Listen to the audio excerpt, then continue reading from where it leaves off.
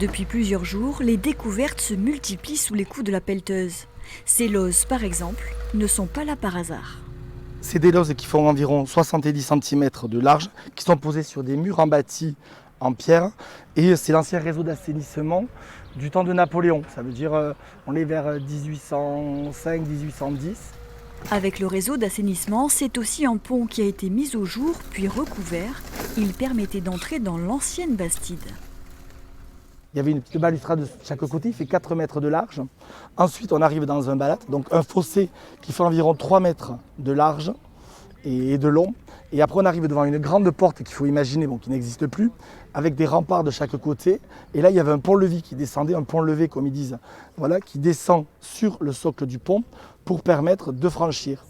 Ces éléments historiques confortent le maire dans ses recherches. L'homme, féru d'histoire, se plonge toujours avec enthousiasme dans les anciens cadastres de la ville. Ici, on découvre à Bastide en 1269 et on voit très bien sur ce plan les fossés encore qui étaient présents. Donc, ils faisaient vraiment le tour de la Bastide. On pensait bien qu'il y avait des remparts, on pensait à des tas de choses, mais on n'en avait pas la certitude.